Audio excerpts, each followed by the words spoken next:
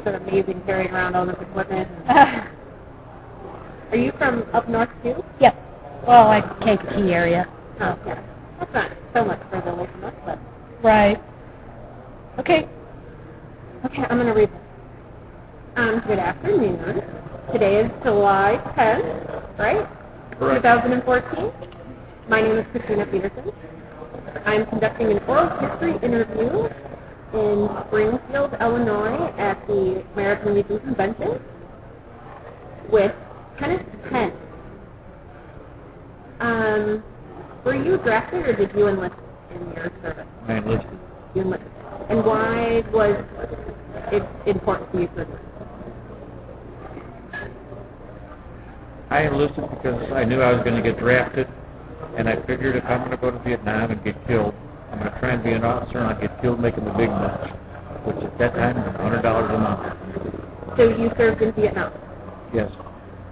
How long were you in Vietnam? 13 months. The Army and everybody else was in 12 months. Were you single or married at the time? Single. You were, what branch of the military were you in? Marines. What were your first days of service like? Well, it was officer candidate school, and it was kind of like hell. How do you become an officer? First, you should be a college graduate, or if you're prior enlisted, if you're not a college graduate, you can make officer material in the Marine Corps. You can become an officer. So because you enlisted, I had graduated from college, so okay. I figured I'm going to get drafted, try and see if I can become an officer. Where did you go to boot camp? Quantico, Virginia. Quantico, Virginia. What is your first memory of that? Arriving at boot camp. You arrive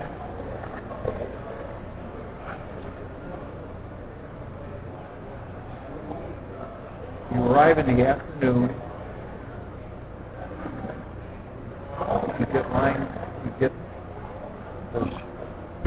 places to place your feet so that your feet are at a 45-degree angle, and your feet better be that way. There's somebody screaming in your ear. Then you go get clothes, military clothes, and soap and things like that. What was your first formation like when they kind of lined you up? They lined us up. That's the first formation? This is the first formation, and then we got all our stuff. In your locker? And they gave us a locker, put it in, and then... Any memorable instructors during your boot camp time? Well, the first wake-up was rather abrupt. Bugle call? No. They flip on the lights and say, get up. And one candidate didn't get up. He kept on sleeping on the top of his bunk. The captain came along and said, get up, and hit his bunk. His bunk fell apart. He went head first onto the cement floor. For the rest of officer candidate school, we were up 45 minutes before we had to get up. So we'd have enough time to shave and everything else and be ready. And not to be knocked out of your bunk. And not to be knocked out of your bunk. Exactly. Did you have a buddy that you worked with, partner, during boot camp? Well, we all knew each other, and since we were in alphabetical order. So you got to find somebody who was close to your last name? Yeah, so we knew each other. And who was your partner? I really can't remember his name. Okay. Where exactly were you stationed in Vietnam? Khe-Sanh. K-H-E-S-A-N-H. 2 words. K-H-E-S-A-N-H. Describe your arrival there. Well, I flew from California to Okinawa. At Okinawa, we gave them their duffel bag and stuff, and they gave us uniform, or what we call utilities to wear in Vietnam. And then the next day, we flew into Da Nang, and from there, I flew up to Khe Sanh, KHE base at AMH. What was your first day at Cape Town like? Are you lying again? As much as I can, and they believe me. I'm going to sell them a house, but they can't believe how great it is. I'll buy it. I flew into Khe Sanh, and What was it like, that experience? Do you remember, like, what it smelled like? What was the first thing you saw? What did the camp look like? first thing I saw when I got off was the runway. As soon as you stepped off the aircraft, it was 98 degrees with 100% humidity, and I got very sweaty very fast. I would imagine. And I just couldn't believe how hot it was. And what did they fly you in on? Big cargo plane, I don't like B-130 or something like that, I believe. So after you landed on the airstrip, where did you go from there? I looked for help, and I just happened to run in from somebody who was with the unit I was going to. Okay. And I found out later, of course, he was out screwing around. He shouldn't have been there anyway. So But it was lucky for you. it was lucky for me, so I found out how I got a ride up to my unit. It was,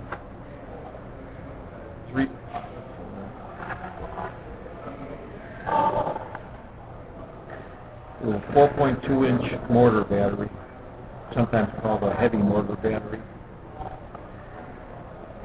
It was a weapon I had never seen or heard of before in my life. And what type of weapon is it? It's called a mortar. Okay. It shoots round straight up Okay. and over. Okay. I never knew we even had one like that. Wow. I was expecting to go for what I would call artillery, which you see on, and so I reported in with the battery, and they showed me what this mortar was, and explained to me everything you needed to know about how to cut up what we call a charge to make the rounds go out. And that was really the only thing I didn't know. The part where somebody's got to figure out how much powder to put in, how to raise the mortar to whatever position, Degree of angle. and For what kind of distance, round to use, right. what we call cutting the charge, taking out powder so that at this angle, with this much powder, it'll go this distance. And that was all new to me. We did not have that at artillery school, mainly because artillery school was run by the Army, and this was a Marine weapon, which the Army didn't have. So describe for me the camp that you were stationed at. Did you have like wooden buildings, or did you stay in tents? The buildings were basically wood up to 3 or 4 feet, then it was mosquito netting, And and then a aluminum roof, and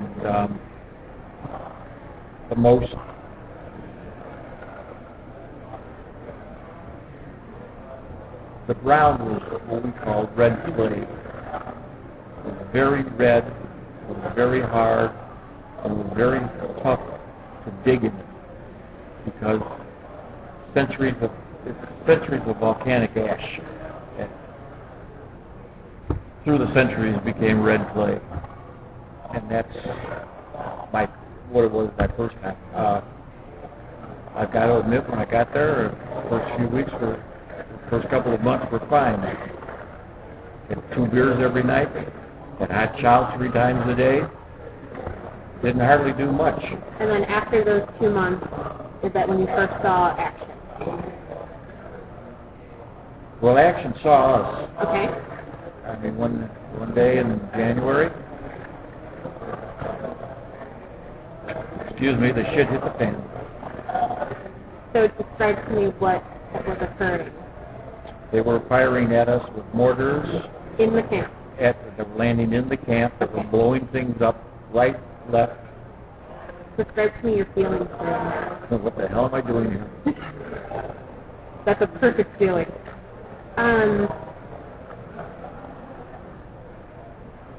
Any memorable experience that you have that is the first thing in your mind when you think of your experience in Vietnam? Yeah, first thing in my mind is, how did I get in this? I mean, we didn't really have much time to think. Once we got hit, things changed. We went from 3 hot meals a day down to C rations. Okay. We went from 2 beers a day to Zippo. Right. Hopefully we get enough water. Kind of like on alert, right? When you you were were on alert, alert, then we couldn't go out past the wire because they basically had us surrounded. and did you do any patrolling? Was that part of your? I did not because I was in artillery, Okay. and because our battery, we had 4 guns on the Quezon Combat Base, and we had 2 guns up on Hill 861. And so we were split. So there was 1 officer up on the hill, I was down on the guns, and the CO was with me. You had mentioned earlier when we were talking at the booth that there are several guys that you meet with yearly. Did you meet them at this time in your life while you were at Vietnam? Oh, yes. Could you describe to me what happened with them, your time with them? What? Well, when first met him? Yes.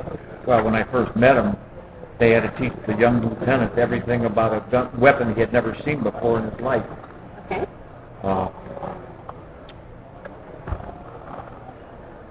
What you do to set up the guns and put in the powder and the right charges, so how high will it go, how far will it go.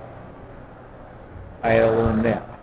Now, somebody has to sit down on a map and figure out exactly what coordinates you want to put that on and translate that into how much charges you put on the back of the round. So how far will it go? How high will it go? Somebody has to calculate that. So I did, for the most part, calculations inside a tent. I couldn't, of course, be out with the gun because I couldn't be in 2 places at one time. And why was that a difficult process to trying to be in 2 places at once? Well, basically what it meant was I had Marines under me that could do the same calculations I did. But an officer has to okay those calculations. Right. Because if something goes wrong, they want to know who did it. Ultimately, it ends up being your responsibility. And it's my responsibility. How often do you keep in contact with your comrades that you met in Vietnam? We have reunions once a year. I get Christmas cards. I send out Christmas cards to many of them. They're like my brothers that I never had. I mean, let's face it, we should have been dead. Very easily we should have been dead. Right. That's amazing. How did you stay in touch with your family while you were in Vietnam? At Quezon? We wrote letters. How often did the letters come to you? Was there a delay? Oh, yeah. Letters were the last thing, after we got hit at Quezon, letters were the last thing to come on board any airplane. First came Marines or doctors or foremen. Then came bullets, artillery rounds, and other things that we needed, gasoline to keep the trucks running, oil for the trucks, and things like that. I mean, So Since there was such a delay in getting the letters, how did you keep your morale up and your officers and your soldiers under you? Did you do anything special for that? Not really. I mean, It was just... we were rather busy doing, we were rather busy trying to stay alive. Okay. I mean, Do you have anything special that you kept on you for a good luck charm? I see in your paperwork that you filled out that you were awarded the Purple Heart. yeah. Describe for me that. Here's Purple Heart. What occurred? I was on a helicopter going up to the hill to replace the executive officer who was going to go on R&R, R&R. Yeah. And on the way up in a chopper with two rotors that seat 60 people, there was the pilot, the co-pilot, the gunner, and myself. And I was just sitting with my duffel bag, my arm under my duffel bag, because you can't see anything, just waiting. And all of a sudden, the chopper just turned around, and the crew chief yelled at me, "The LZ's too hot, we're not going in." And I kind of looked at him, and I looked up, tried to look out one of the portholes. He said, "Hey, Lieutenant, you're bleeding." Oh, okay, and I looked, and I was a shrapnel in my arm. Apparently a bullet had gone right underneath my elbow. And when they landed the chopper, and I looked from the inside, I could see that the bullet holes went, and they stopped right under my elbow. Had they kept going, hopefully my vest would have stopped them. Wow. Then I got off the plane and or the chopper and went back to my unit the next morning. Went back out there on the same chopper with the same crew chief, and he showed me the holes. What type of medical did you receive for that? Stitches or? But I just pulled a few pieces out, bandaged it up, and I had little green things in my elbow for years and years. Like the alcohol I drank must have just dissolved them out. Did you get a leave? Did you get R&R while you were there? Yes. And where did you go for that? I went to Tokyo, Japan. How was that?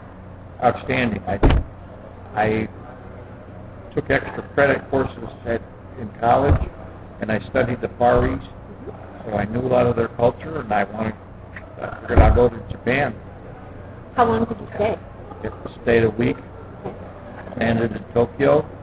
The next morning, I got up, checked out of the hotel, walked over to had the hotel clerk write me a note in Japanese saying, "Take him to the train station for the bullet train to Kyoto."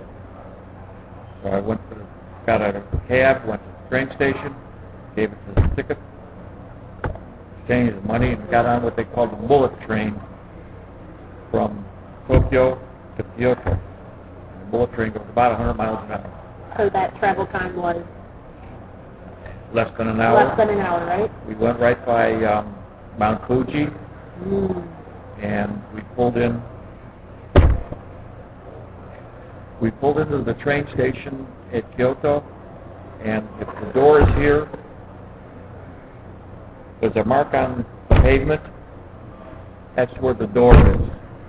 Not like a CTA bus that may not even be in the same block. These trains stop where they're supposed to. And I got out, and I got in a cab and told them to take me to a hotel at Kyoto, and I went and had a marvelous time. 2 different occasions. One time from elderly gentlemen, and another time from students. Said, "Can we show you around and practice our English?" Oh, that's amazing. I mean, it was great. They showed me everything.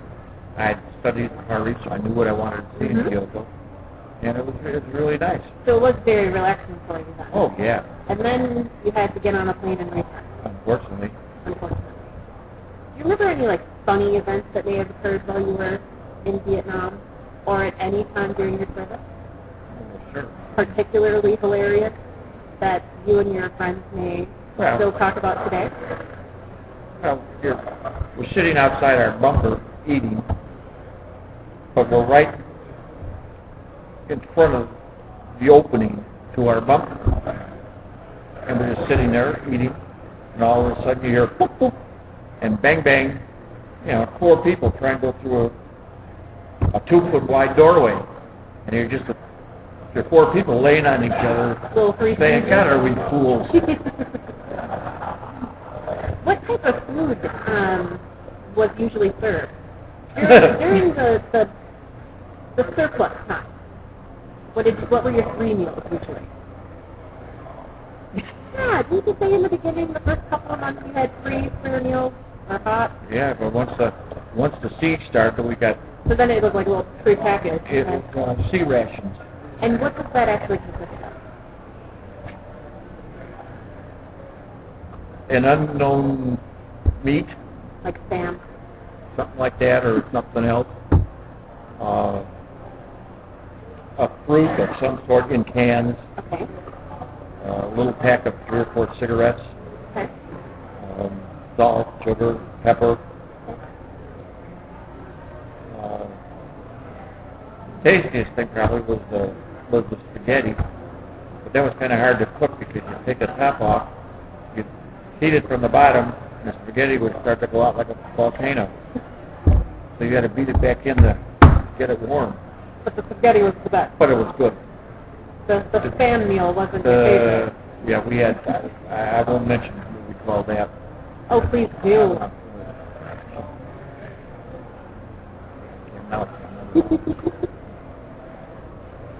It was ugly. The people who liked the spam type stuff, they got fat. I could imagine. Because 1 out of every 10 or 12 people, 15 didn't eat it. What did you think of your commanding officers while you were there?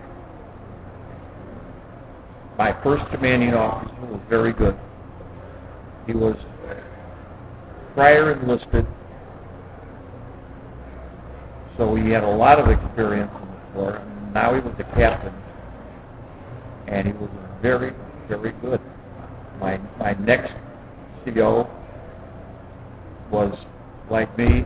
He enlisted, became an officer, was a few years older than me, and he also was very good. I was lucky.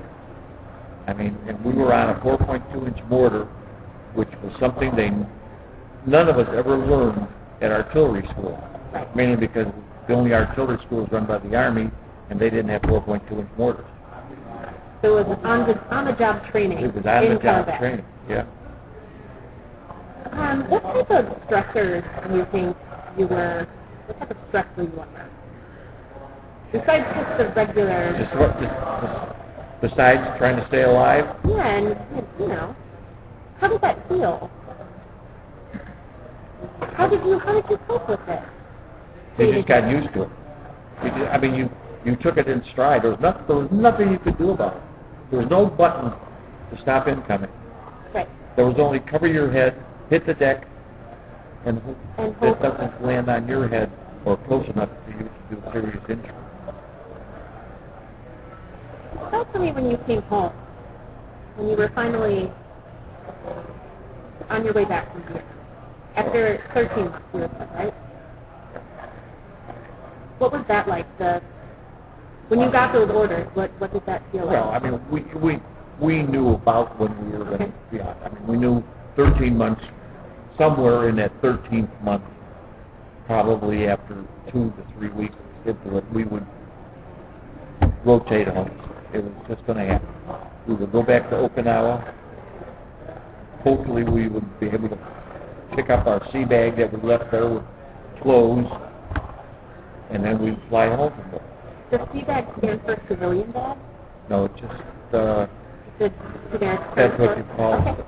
It's like I'm ignorant of this stuff. It's a duffel bag. Okay. But we call it a sea bag because Marines, until the Marine Corps discovered the airplane, we went by ship, so it was a sea bag. And you went home on a ship? No, went home by airplane. By airplane again. So you got there and Were your family expecting you when you Oh came yeah, home? well they knew about when I was coming in. Okay. Yeah. And were they there to meet you? At O'Hare Airport. Okay. Did you go to work, or did you remain in the Marine Corps? I still had another 15 months of service in the Marine Corps. Was there a possibility that they could send you back during those months? Well, I would presume if the war really took a turn for the worse, yes, but normally, had I stayed in, I probably would not have gone back to Vietnam for at least 3 or 4 years. So what did you do for those the remaining time of your service? Drank a lot of beer. Basically, I got assigned to Quantico, Virginia, where I was commissioned, and my roommate from college was going to Georgetown Law School. So we took off where we left off at college and hit every bar in town. I mean, I really had I gotta say, a good time. I had a staff of 4 Marines, all college graduates, one an attorney. They had gone to OCS, Officer Candidate School, and broken a leg, an arm, or something, and just decided that they were not going to start all over again. They'll just do 2 years as a civilian. So I had a legal clerk who was a lawyer. I had 3 other college graduates who worked for me. If I had to have letters done, I would write them, they would type them, and it was great. I've got to admit it. I had it really easy because they were, they were intelligent. They were really good. And would you consider yourself a good leader? I would think so. For years later, we still talk to each other. I've lost track of them now, but yeah, we had a lot of fun. We had a lot of good times. And of course, I was stationed outside Washington, and I had a roommate from college who was a year behind me, and he was going to Georgetown Law School. So by the time I entered the bar scenes in Washington, he had scoped out everything up around the Georgetown area. I should have asked you this earlier, but how old were you when you went to Vietnam? 23. 22 or 23. Wow. You were a baby. I was an old man. Oh. My Marines were barely 18. Wow. Some of them had never finished high school. I have one Marine, I swear to God, I think he walked in the front door of high school, sat down, didn't understand what was going on, and walked out the back door. He was just totally illiterate. And I had to send him somewhere because I knew he was going to kill somebody. I mean, he was going to make a costly error, and it was just because he was an illiterate person. Yeah, and it was not something, it was illiteracy, it wasn't him. Mm-hmm. And... So how long were you in the Marine Corps for? A little over 3 years, 10 weeks, something like that. Is there anything else you want to talk about that happened during the Vietnam War that I may not have asked you?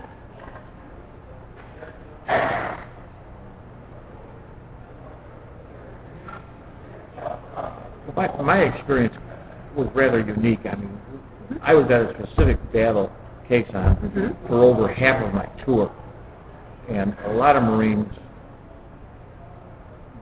were out everywhere doing patrols here, there, and everywhere. We were doing something that Marines don't normally do. You were dug in. We were dug in. We were sitting targets. Here we are, shoot at us. And was that something specific that you were defending? We were defending. Okay. The Indians were coming from the north, and the north was a quarter of a mile away, and the Indians surrounded us. And the only way we got anything was by air ground. And was that ever taken? by the Vietnamese? No. No. If they would have taken it over, I wouldn't be here. Okay. I mean, the civil. Because even after you left, there were still people stationed, right? Oh yeah. Okay. I mean, for the duration of. Who was our president then? Johnson. I'm sure, and I believe he made some sort of statement that we won't let the case on be lost. Like he could do something about it. From his little Oval Office, right? Yeah. Let me dial in. Drop a bomb. What did you do? What was your career after you left the military? Boring. Aren't they all? I joined a bank, worked for 30 years at the Harris Bank, and then retired. Do you have children? I have 2 daughters. And you mentioned one of them is. My eldest daughter, Nicole, has got 7 years in the Marine Corps, coming up to 8. She's been 2 combat tours, so she beats me 2-1. But she only had 2 6-month tours, so she only got 12 months in combat. I had 13, so I'm still ahead. The old man is still ahead. And she's married to a Marine Corps combat pilot, or helicopter pilot. And my youngest daughter got her master's degree 6 months ago. Wow. 2 fine kids. Sounds like it. Lucky man. I'm very lucky and I'm very proud of them. Do you see any similarities or differences between your experiences and what your daughter may be going through in the military now? I'm sure there are. I mean, there's 20-year, 25, 30-year difference. Does she have the same kind of comments that, you know, she's fighting right now, correct? Well, she's been in combat. Okay. She's done 2 combat tours. But So did she have any of the same... we don't talk about it. You don't talk? No, we don't really. You're not comparing notes every night? No, we don't compare notes. And the one thing I think you'll find out, if you talk to anybody who's been to combat, we don't talk about combat except for somebody else in combat because you don't know, I'm sorry, a thing about it. No, we don't. So when I talk to somebody who's been in combat, they know what I'm talking about. And it's not because you people are dumb, it's because you've never been there. Right. I mean, I can't operate the machine you're on. If I try to explain And that I to wouldn't somebody, be able to fire a mortar. you just drop it down the tube. Never. But don't put it in head first, you got to put it in behind first. Behind first. I will remember that forever.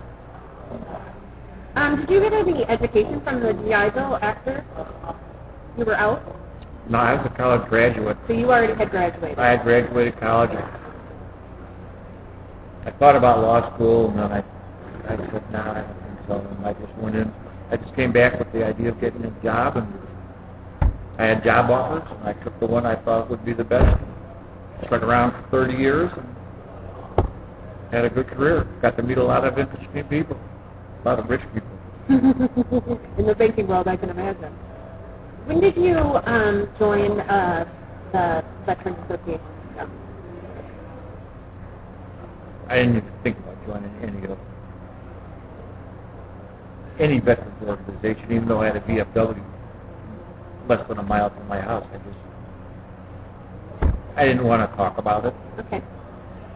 The first organization I joined was the Quezon Veterans, started by our chaplain, and that was the first organization because we then started going every year. We'd have a reunion, and you talked to each other, and you knew what each other went through because they had similar experiences, though they may have been half a mile away. Right. They knew what incoming was, and they knew what hit the deck meant. And what the entire complex looked like? whole If thing. you were describing something to them, Yeah. they knew what building you were talking about And and I mean, it was just, position. we all did the same thing. We all had the same fears. We went through hell together, and so And made it out. it made it out. And so, and we still have an annual reunion every year. We have 2 or 3 pamphlets or books published every year. We've got a directory of many people as we could find, and I know there's a lot of people in there who were never at Quezon, but I know there are some important people in there, maybe, congressman or that, we know. But And when did that organization start? What year? You recall? Probably about, we started about 25 years ago. Okay. Chaplain Ray Stubbe, S-T-U-B-B-E, started it. Okay. He was a chaplain at Quezon.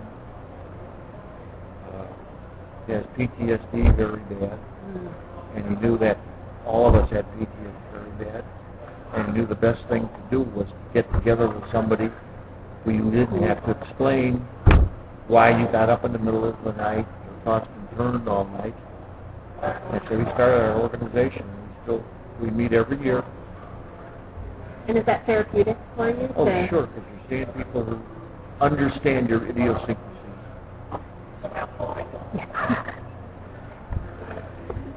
Multi-people over there. Well, Well, I think that's fantastic that you guys have that ability to come together every year and that you guys want to come together every year. I think that's a unique situation for you. it is. It very is. I mean, and we still have members committing suicide. One of my Marines committed suicide 4 years ago. I stayed at his house one time. Vietnam still haunts you. It makes my heart hurt. Been there, done that, and try to not. How do you cope with it, day to day with, you sleep? For the most part, I do. I mean, it's been a long time now. At first, I didn't. At first, I had nightmares, which is normal. If you get in a car crash, you're going to think Right. about it. So I still think about it every once in a while. But I still watch war movies Right. and say, you wouldn't That's do not that, right. you dummy, that's stupid. You should be a consultant for Hollywood, huh? Well, they should get somebody, consultants, that should get somebody who's actually in combat. Not in the military, in combat. Because you can train to do it, but then when you go out and you're being shot at, how does it feel? Right. How does that feel? I can't say because it's naughty words. It really feels like crap. I mean, Adrenaline? Oh, you get adrenaline rush. Were your hands shaking? I've never had handshaking. Was it like a fight or flight response kind of thing? Like, I don't know if I can stand here and bear this, or I want to go run and hide under a rock? Oh no, I've never had that. You remember, first you remember the bad parts, and then slowly you kind of remember the good parts, and then you forget the bad parts, and that's the things we try to focus on. Right. I mean, I don't think about it anymore, or I try not to, but For today, I'm sorry. well, no, your subconscious comes through. Something reminds you of it. What are things that might remind you? Do you remember a particular... Well, a car backfiring, Okay. a car crashing in back of you, something Okay. like that. It's a, Can re-trigger? it's a sudden shock that possibly puts you in danger. And, first you don't know what it is. It's a bang, and you look, and two cars just crashed into each other. Well, they weren't near you, but you were heard. And you're thinking you're 23 back in You're back. Quezon You're back. for a split second. Sure. Wow. How do you deal with that? Best I can.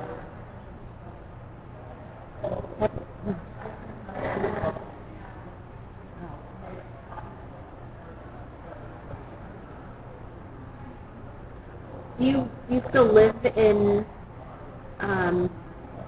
were you based out of Illinois? Is that, I was,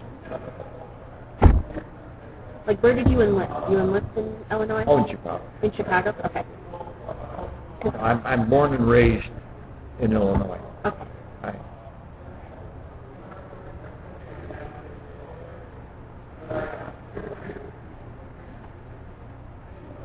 So I see there are other things that you have here.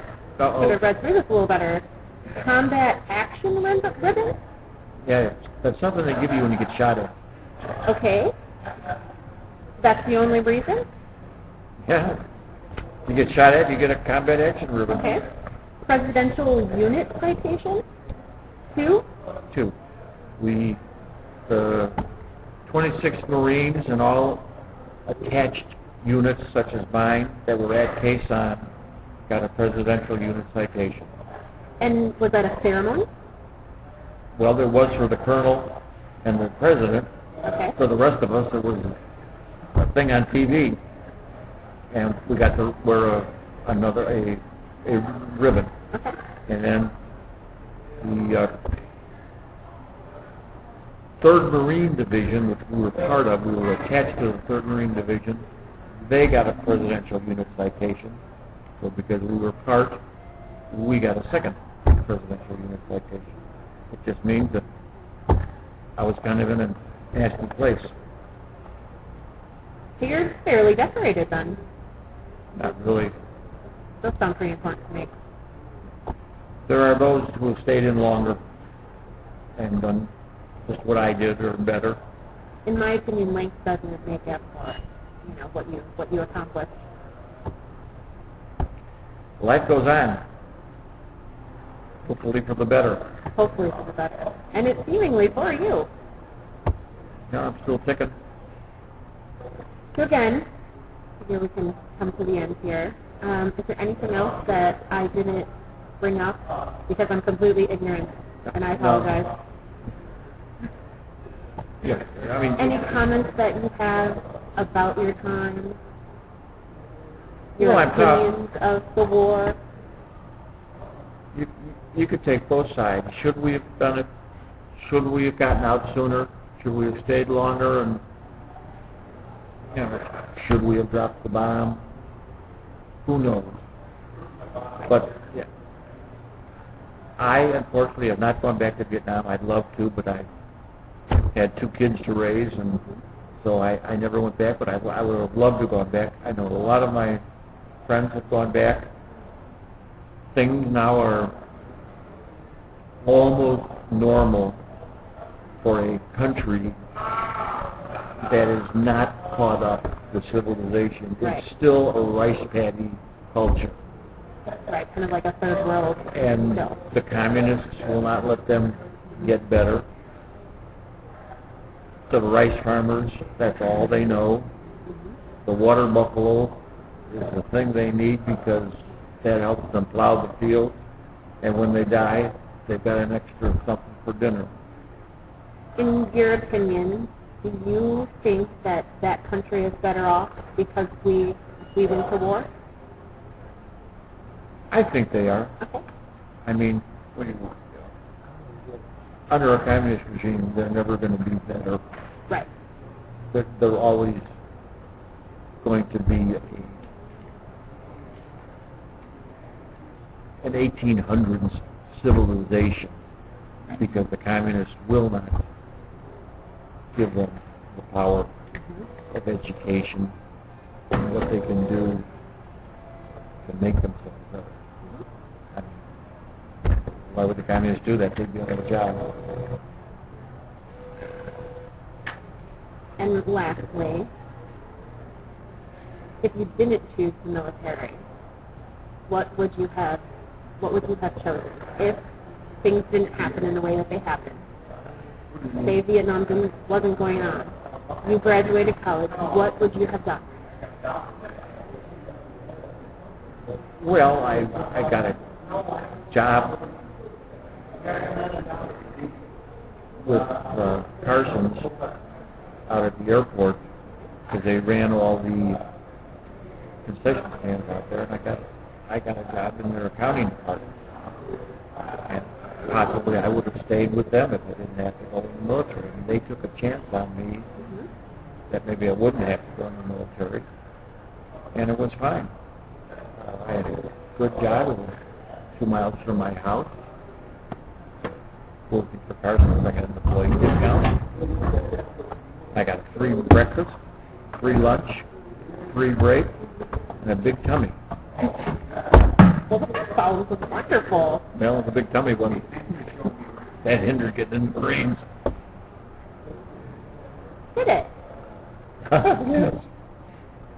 They're not, Marines, they're looking for lean, mean Marines. Fighting machines, Fighting right? machines, not the fat guys. Huh. Well, But I was glad I had the job. It was a good experience. do you think you would have stayed with the accounting department then? In a perfect world. I probably would have, I think. Why not? Is that what you would have dreamed of doing? I didn't really, I went to college for an education because I knew if I didn't get a college degree, I wouldn't get a real good job. So when I graduated college, I didn't know, I didn't have a specific, well, I'm going to do this and that. I just Right. was going to test out the market. And when I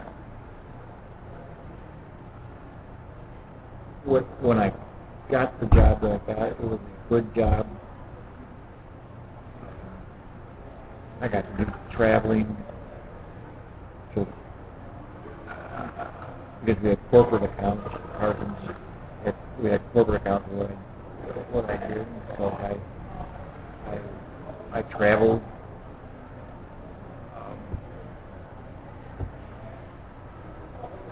To annual meetings and things like that. I had a very small company, and I forget the name, from the South Side, but they had an annual meeting in New York, and so I had to go to the annual meeting. Travel to New York? Travel to New York and Represent Chicago Parsons? well, we kept the corporate records for this very small company from Chicago, and I did stocks, and a friend of mine, she did bonds, and she was with me. We were standing at the meeting, and I felt a hand on my shoulder, and I turned around, and I looked up, and my mouth went open, and he said, "Well, I'm Franklin Delano Roosevelt Jr." And my mind said, "You look just like your father." Your father's dead. And then the only other dignitary I had, I can't remember his name. He became the secretary of something, defense or something. I knew him, but that's all I'll say about him. Sounds like an amazing life. I've had a good life. I can't complain. I could be a millionaire, but didn't win the lottery. Unfortunately. I do want to thank you for your time today. And if there's anything that I didn't cover, please. Oh, you asked good questions. You took some good notes. She's a fantastic doctor. I'd be... Me too. Okay. Can I shake your hand? Thank you very much for bearing with me No problem. through this, my first time. You'll do fine. And after 3 or 4 more, you'll ask questions that I couldn't answer. Okay. Great, thank you. Thank you very much. That was